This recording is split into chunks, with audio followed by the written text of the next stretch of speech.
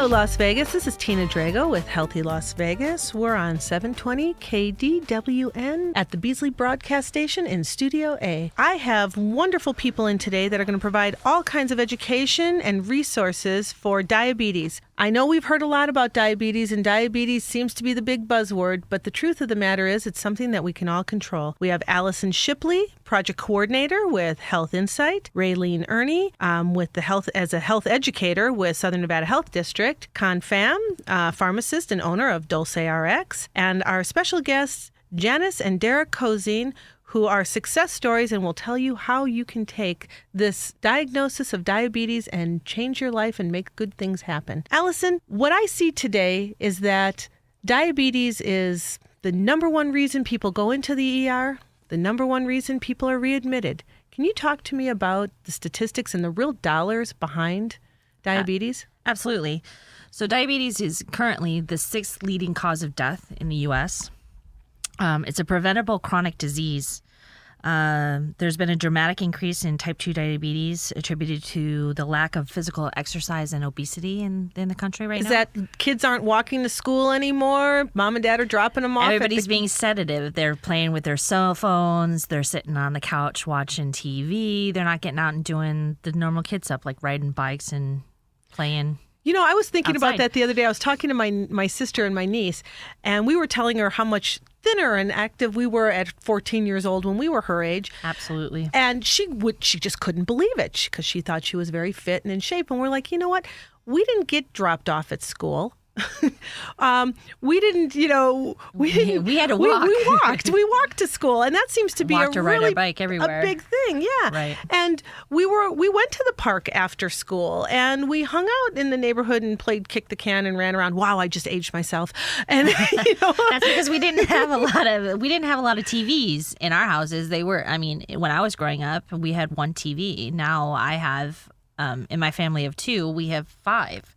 So it's every room, right? Every room has a TV, whereas before it was just the living room and it was only at night, and your parents controlled the remote control if you had one. That's brainwashing by CenturyLink and Cox. Absolutely. Yes. But unfortunately, the cost of diabetes, like 2007, 2008, the total cost of diabetes to the healthcare system in the U.S. was $174 billion. With a B? Billion? With a billion. Yes, B. That's crazy. So, and tell me, reconfirm, this is a preventable type 2 diabetes? Type 2 diabetes is a preventable chronic disease. Once you're diagnosed, it's a chronic condition that you have to maintain. But if you maintain it properly, you can live a normal lifestyle and not have to do all of the rigmarole of checking your blood sugar constantly. If you get within the right realms, you can reduce your dependence on pharmaceuticals. You can reduce your dependence on outside things to control that if you just take charge of your life. Is that true, Janice? Have you taken control? Yes, I have. That's it? Yes, I have? How have you done it? Just by eating healthier, following up with my doctor, with my pharmacist. You have teenagers in the house. How do you eat healthy with teenagers in the house? I have a great chef that cooks for me. They like the foods that he's making now. Okay, now can anybody have this chef, or is he your personal chef? He's my personal chef, but I'll share. Would that be Alan Cozine, your husband? Yes, it is. And because of this program this diagnosis that your family has, he has now started a new company called eatlikealan.com. And you can go to his website, eatlikealan.com. You can order food, you can order catering, recipes, and he'll teach you how to be successful too? Correct. Well, very fortunate you have him in your house. And your son Derek's here, and he has the teenage contingency of having to be in a house where everybody eats healthy. How's that working for you, Derek? It's pretty easy. That's it? Yeah. You eat what's put in front of you? Yeah. What about when you're out with your friends? Sometimes I like to binge a little, but I try to stay healthy. And how has this affected you personally? Well, it's made me a lot thinner. It's made me feel more energized and a lot healthier. Thinner like what? What did you start out with when mom and dad came back and said, we're going to change our life? I'm in the band at Foothill High School, and we have tuxedos. My jacket from last year is a size 48. I'm down to a 42. And you've grown a year as a teenager. So you should be getting bigger as you grow, and you've shrunk. Yeah, I've shrunk a lot, actually. How's your energy level? I feel pretty energized. I mean, I'm still tired in the morning, but Well, that's being That's a teenager. yeah. We can all agree. Yeah, that's no big deal. But you have energy throughout the day? Yeah, especially thanks to my dad's meals. Wonderful. And that would be eatlikealan.com, right? Mm-hmm. You too could be as happy as Derek is and as energized. Now, I know Alan didn't do this by himself. He received lots of education, Yes, right? he did. You guys went on a serious program. You really took control of who you were in your family, right? Correct. And we'll get back to why that happened and that catalyst in a moment. But we have Confam here with Dulce RX Pharmacy, and Con does a wonderful thing by educating her diabetic patients. And I think she was really the angel. She was the muse of Alan's eatlikealan.com program and why he actually decided to go forward in this endeavor, because starting a new business is always difficult. So, Con, tell me, how did you begin teaching them and educating them? Because as I recall, Janice didn't even know she was diabetic when this all happened, when this huge lifestyle change happened. I received a phone call. I knew that Janice and her husband are coming because she was just being released from St. Rose Hospital after 2 weeks, and she need help how to inject her insulin properly. So it was at the hospital that you found out you were diabetic? Yes. Okay, so that's a shock right there. Nobody likes going to the hospital, let alone being told that the reason they're there is because they're diabetic. Right. So when you met Con, how did you feel about all this information? Well, I was pretty quiet when I met her because I came in with a walker and an oxygen tank attached. You were not the picture of health, No. but today you are. With her help, with First Person Care Clinic's help, we're getting healthier. We're feeling a lot better. Our whole family is. Excellent. Con, can you talk about how you introduce people into your diabetic program and like what's the first thing you say to them? Do you have kind of a boot camp? Like shake them and wake them up? What do you do? I went through boot camp myself years ago. I was about 170 pounds, and my blood sugar level was about 350 to 390. Struggle how to figure my way out to healthier life. And that's kind of motivate me when I see somebody like Janet walk through my door. I vow that she will receive the best of care, the care that I wish for when I was in her shoes. So why do you think diabetes care is so important just here in Nevada? Like Allison mentioned, beside the cost, it is a disease that is preventable. And since it is a chronic condition, you need to have constant care and maintenance and management. And the most challenging job for patient with diabetes is they have to be the one to take charge. We can have the best hospital, we can have the best doctor, free medication. If they don't take charge of their own health, nothing will work. And it creates a burden for the state of Nevada. We pay, as I remember correctly, about $100,000 per hospital in 2009 for every chance we had the type 1 and type 2 admitted to the hospital. It was $100,000? Yeah. Wow. Depending on the length of stay, Right. it could go from $6,000 to $9,000 a day. So me as a person buying insurance, the Affordable Care Act is telling us we all have to buy insurance, and the insurance costs are just going skyrocketing. I mean, what I paid for insurance 10 years ago is nothing compared to what I pay today. And part of that has to do with these inflated costs. Also, with the Affordable Care Act, we as a state have extended our Medicaid. We've opted to expand our Medicaid population criteria, and it has almost tripled the amount of people in the state on Medicaid, and that's dollars that are coming out of our State? our state tax dollars, as well as it's partially federally funded as well, but the majority of the lift is going to be on the state. at the rate we were last year before we extended, it was very hard for the state to continue to pay for all of those people, and now we've tripled it. So here we have resources. We have expanded Medicaid. I want to ask Raylene, Southern Nevada Health District. You're the health education coordinator. How many programs has the state and Clark County put into helping people with diabetes? It's really complicated, and you present such a problem, of course, because people move here and they don't know where the resources are. So we really know that it's important to focus on education and lifestyle changes and not making it so complicated, telling people they can do small things to modify behavior so it's not so overwhelming. But we have put resources behind this, and we take this very seriously. In fact, we are developing an online diabetes prevention program as we speak, and it's going to be available the end of April. So I'm really excited about that. And not only that, but we are also going to be working with some clinics, and we do refer to free and low-cost clinics like First Person Care Clinic, because that's a way for us to get people into the resources. Like you mentioned, not everyone has insurance, so what we do is I'll get calls from the public, and then I know who's doing what in the community. So for example, I always know that Con at Dulce educates people, so I know I can refer there, First Person, and a lot of these resources are included in the Diabetes Resource Directory that some of our community partners put together, the Nevada Diabetes Association. So we use that. Is there a to refer website? people. Yes, it's included on our website, gethealthyclarkcounty.org. That's easy. Gethealthyclarkcounty.org. Absolutely, and there you can find preventive and self-management resources. If people need that care, there's absolutely resources out there.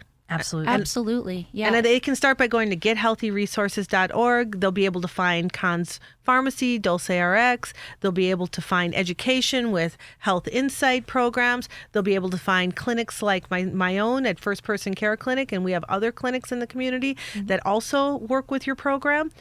So, Absolutely. so and they we're all can linked start there. together. So it is a start. And we also do some other types of free programs, Neon to Nature, where it shows you where all the trails are, over 600 miles of trails. And we don't just do it ourselves. We work with community partners and the school district and different entities. So we have that, also Nutrition Challenge. Those are free online programs that anyone can do. It encourages them to get out, move more, whether it's walking, dancing, skating, anything like that. Also eating more fruits and vegetables. With the nutrition Hiking program. is such an easy thing to do here in Las Vegas. It really is an easy thing to do, and it's free except for those tennis shoes. And you can see beautiful scenery at the same time. Absolutely. Exactly. I like the idea that your website has developed a hub of resources and that people can go there.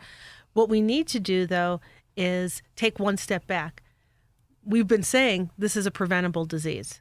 And we've been talking about how this has to do with lifestyle changes. Con, give me an idea of poor lifestyle choices that we all do every day that we could change to help our lifestyle and our healthiest. I would say the majority of the patients that I've met for the first time do not care for vegetable, and they rather eat a heavy meal at dinner time. We have a habit of eating very high calorie food with very minimum nutrition value. So it's a challenge to change people's behavior, and we do it one minor, small step at a time. So, okay, I know that downtown, where my clinic's located in downtown Las Vegas, it's a food desert. Mm-hmm. And most of the people that live in that area are living off of either restaurants, fast food, or I hate to say the 7-Eleven. You know, they're going there, and that's an issue. So, Allison, tell us, if we don't have these opportunities for people to get fresh produce and good grocery shopping, what are their choices? What defines a food desert is that there's no access to healthy or organic food within a 10-mile radius of a patient or a person's home. So there are programs like Foursquare and other food banks that can assist patients that live in those areas or people that live in those areas to get access to those the fresh food that they actually need to eat. Eating a 7-Eleven hot dog with a banana is not a healthy meal, even though you're eating a banana. Come on, there's a banana unfortunately. involved here. You know, and there's certain choices that that diabetics especially need to start to understand that they can't make. Like, I had no idea that grapes were one of the worst fruits in the world to eat as a diabetic. Does that involve wine too? No. Thank you, Con. Thank you. But 10 grapes, if I'm not mistaken, 10 grapes can change your blood sugar by over 100 points. I mean, it's not Now, I heard a thing about bananas too. You want to eat them green. You don't want to eat them freckled. right, because when they get too ripe, they turn into sugar versus being more of a starch. So watermelon is not a great thing for diabetics to eat. naming as all my well. favorites. Right. I mean, I had no idea. You know, I'm thinking I'm eating fruit and I'm being healthy and this is what I'm doing. And to sit down and listen to Con, and Con is being very modest. She has impacted many, many diabetics' lives in Southern Nevada. I wish we could clone her as an entity and get her all over the entire state, because unfortunately we have clusters of diabetics all the way through our frontier areas as well, and we're trying really hard as a state to try to get education everywhere. There's over 6.5 million Americans that haven't been diagnosed that are currently a diabetic in the country. So, I mean, we still have a big fight to go. So, Con, on the scale of diabetes, we hear numbers and we hear A1C counts, and I want to break it down for the average person that has no idea what we're talking about here. That what would be considered pre-diabetic on your A1C count level? A lot of people walk around, like Allison said, don't know that they're diabetic or pre-diabetic. And anytime you wake up with the sugar level above 100, less than 126, you're in that category. But the key is you can change it. I went as far as when I do my education class with a patient with low income, we even went shopping with the patient to the 99-cent store. There's a lot of things you can buy. Yes, it's not the best, but You do what you get. eating healthy, we stress $20 for a person more than a week. You have apple, you have banana, you have a lot of things that you can choose and won't spike your blood sugar level. Excellent. So there are Prediabetes options. is like 5.5 to 6.5 Okay. A1C, and what an A1C is the average blood sugar through a 3-month cycle. So you explained it to me the other day so perfectly that a child could understand it. So what happens to your blood as you become diabetic, when you go from regular to pre to diabetic? What happens? It gets thicker. Okay. Because of the sugar in your blood, it doesn't allow things to move as fast through your system and can do damage to small capillaries. That's why we have so many patients that lose vision. There's 12 to 24,000 diabetics lose vision every year because they're not taking care of their eyes properly. So their blood's sludgy. It's trying to go Sludgy. through their eyes. It's not, the blood's not getting through to their, And it's it'll pop. tiny. And those small capillaries in your eyes they repair with damage. So you can get spots in your vision. So I'm not a doctor, but Neither am I. but here I am thinking, well, if your blood's thick and it's going to these and it's affecting the small capillaries, what's it doing to your heart? Well, 65% of patients with diabetes that died last year died from heart disease. So diabetes is a gateway. Diabetes is more than a gateway. It affects every organ in your body, every blood vessel in your body. It causes the reason you probably hear over and over again comorbidities. Yep. That's like a real big medical term. And it basically means that you have other health complications. And morbidities means that those health complications could potentially cause death. And because of the way that diabetes thickens your bloods and causes oxygen not to get to certain areas or get there slower, you can have problems with your feet and problems with your eyes. We hear a lot about Yeah. neuropathy. Neuropathy is when the blood vessels in the bottom of your feet have been so damaged that they hurt constantly, or you have no feeling at all. And that's why a lot of diabetics need to have at least an annual foot exam, because they can't feel their feet, they can't see it hurts, they can't see that there's a raging sore, and then there's lower leg amputations. Simple that things happen. like hangnails and stuff that become infected. Mm-hmm.